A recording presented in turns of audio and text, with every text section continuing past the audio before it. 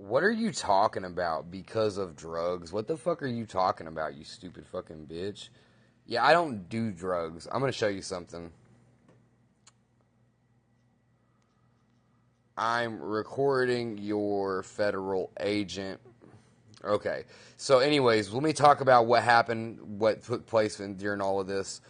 Okay, so I haven't done drugs. I haven't done any hard drugs since the summer of 2022, June 2022. Okay, now, because of drugs, what are you talking about? Because y'all are a bunch of junkies. I don't do drugs. I record federal agents harassing me with a bunch of gacked out meth head informants every day. But if you're talking about the entrapment sting back in 2021, I guess I'll tell you this story. So, before April 2021, well, I've been recording like federal agents harassing me every day for years, but I've talked about this a lot. I went through an illegal entrapment sting back in April 2021. Now, these people, these informants, they dragged my name into a bunch of shit that I had nothing to do with. Yeah, it's like in states that I've never been to. Like, these people are dragging my name through like murder cases in like New York and shit.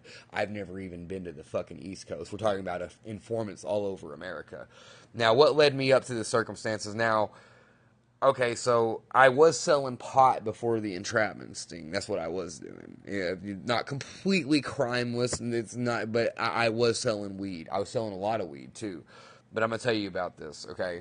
So back in 2020, I worked on a pot farm in Perry, Oklahoma, with one of the informants that lied about me in the entrapment sting, James William Bennett. Right now, we worked on the outdoor weed farm. It was a legal pot farm. It was Black Bear Cannabis in Perry, Oklahoma.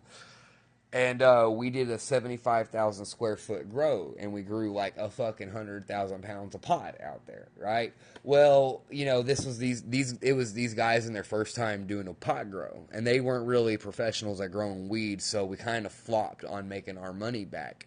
And me and James, the dude who went out there to grow that weed, with to help them grow weed, we kind of got fucked over financially, and I spent like a long time. I spent like over a summer out there working my fucking ass off, fucking blood, sweat, and tears, and I didn't get the money that I needed out of it.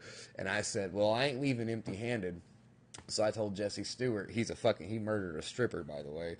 But fucking yeah, I told Jesse Stewart, I'm like, all right, man, well, you're gonna have to give me some weed. Yeah, I'm gonna sell it. I need my money out of this, right?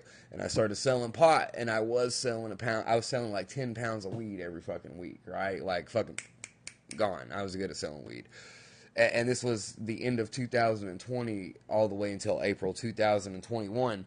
Well, I was selling weed, and I kept my circle small, but everybody became informants anyways. So I was selling weed to Jesse King, and he was fucking with this little tweaker named Brandon Ross. I was giving Kenneth Harris weed for free.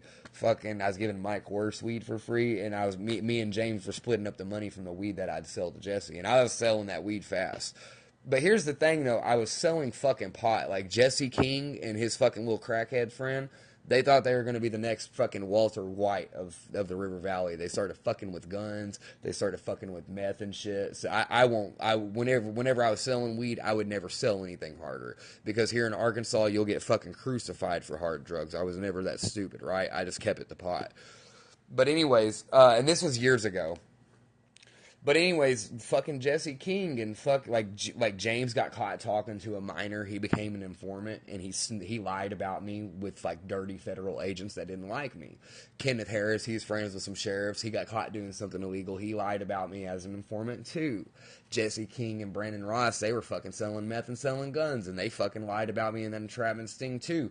Do note, these were the people that I was all close with, and they got caught lying about me, right? But anyways, the night of the entrapment sting happened, and I blew the cover on those CIA agents' investigation, right? I blew their cover. They went to run an illegal entrapment sting on me. They were planting evidence. I blew their cover, rendered their charges entrapment. They had to pack up shop and go home. They couldn't do anything. After that, I got a gag order put on me.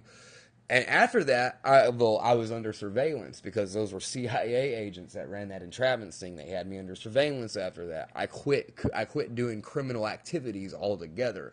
I started working at Sonic on Zero Street. That's when my employer gave my social security card number to fucking thousands of people. Yeah, dude. And it's like, anyways, though, so I'll tell you something. I can tell that story about all the weed I used to sell back in 2021 because whenever I was going to be arrested for it, that whole case was rendered entrapment because I blew the cover of those CIA agents. So I can tell every cop, federal agent, and judge in America how much weed I used to sell, and they can't do anything about it. But after that, I've been under surveillance for years. You see the illegal wiretapping and shit. After that entrapment sting, I tried turning my life around and I started working a minimum wage fast food job. And then I kept getting harassed by cops, federal agents, and informants afterwards, anyways. And then you all started using my stolen identity. So, what do you mean because of drugs? Yeah, I haven't done anything. I haven't done anything illegal since then.